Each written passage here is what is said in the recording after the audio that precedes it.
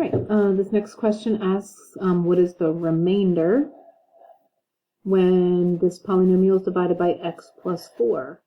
Because of what it's being divided by, we can use the remainder theorem. Remember, whenever it's divided by x plus c, or actually the x minus c, I think is the definition, you would substitute c in. So we would substitute in a negative 4. X equals negative 4. So we have 4 times negative 4 cubed minus 6 times negative 4 plus 85. And we put that into our calculator. Excuse me. 4 times negative 4 cubed minus 6 times negative 4 plus 85. And we get negative 147.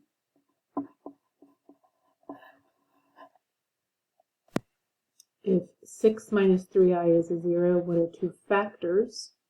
Let's see. If 6 minus 3i is a 0, then 6 plus 3i must also be a 0. So my factors are x minus the 6 minus 3i and x minus the 6 plus 3i. When I simplify each of those, it does say to simplify the factors. Distribute that minus, and we get x minus 6 plus 3i.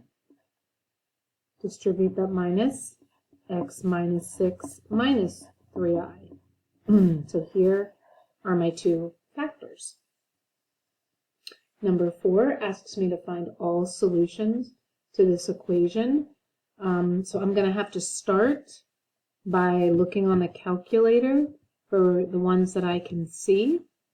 So x to the 4th plus x to the 3rd plus 30x squared plus 36x minus 216. Graph.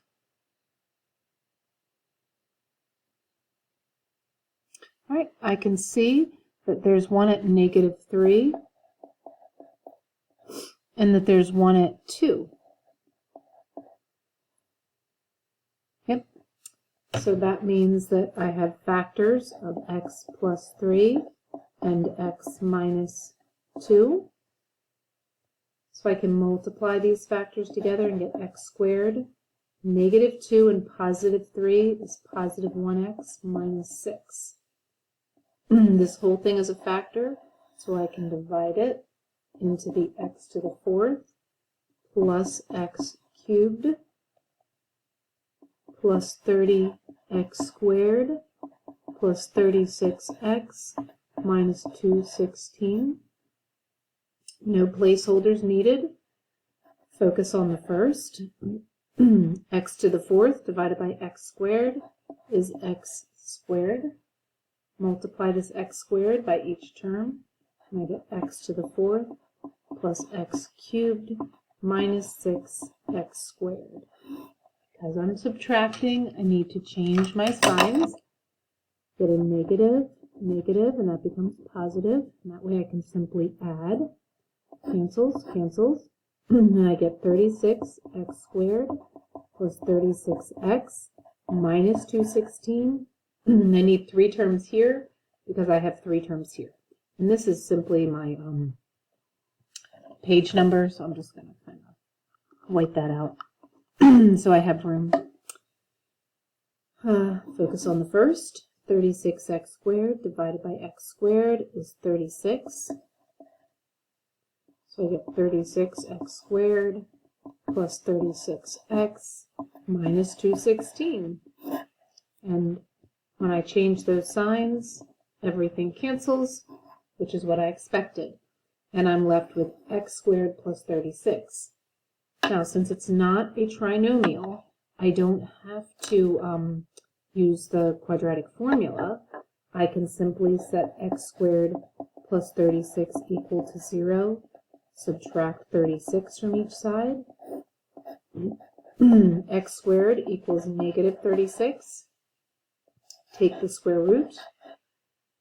x equals, because I took that square root, I have to remember plus or minus, and the square root of negative 36 would be 6i. So there are 2 solutions, 3, 4. There are all 4 solutions. Right, and this is our last page of the review for the Unit 7 test. Number 5 says if 6i equals 0, that means that 6i is a 0, which automatically means negative 6i is also a 0. What is the smallest real 0 of this polynomial? Well, since 6i is a 0, x minus 6i is a factor. And since negative 6i is a 0, x plus 6i is a factor. So then, if I multiply those 2 factors together, I just get another factor. So I'll do that. And I get x squared. The minus 6ix, the plus 6ix and the minus 6ix will cancel. And then I have minus 36i squared. And this becomes plus 36. So x squared plus 36 is a factor. Going to take x squared plus 0x plus 36 and divide that into x cubed plus 2x squared plus 36x plus 72. Got all my placeholders. Focus on the first. X cubed divided by x squared is x. Now multiply x by each of the terms in the trinomial. X cubed plus 0x squared plus 36x. Since I'm subtracting, I'm going to change my signs so that I can simply add negative, negative, negative. These each cancel, and I'm left with 2x squared, 0x, and 72. Focus on the first. 2x squared divided by x squared is 2.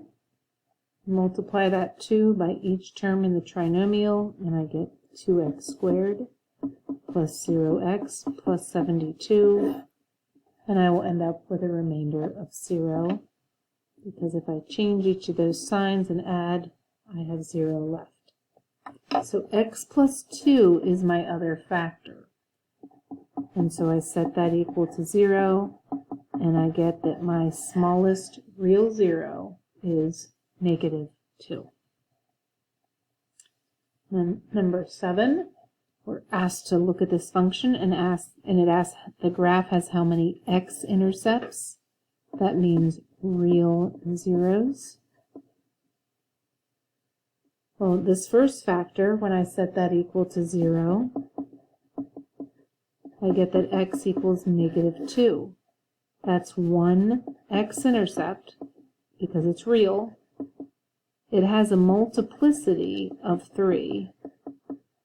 But it's still just one x-intercept. You only see it on the graph one time. 3x plus 1, set that equal to 0, and solve. X equals negative 1/3. That's another x-intercept. And it has a multiplicity of 1. Just occurs once because this factor only occurs once. And then my last one, x squared plus 8, I'm actually going to put it over here. Subtract 8. Take the square root. And I'm going to have, now these are complex, which means these are not x-intercepts, because they are non-real or complex. So how many x-intercepts I have this is an x-intercept and this is an x-intercept. 1, 2. 2 x-intercepts.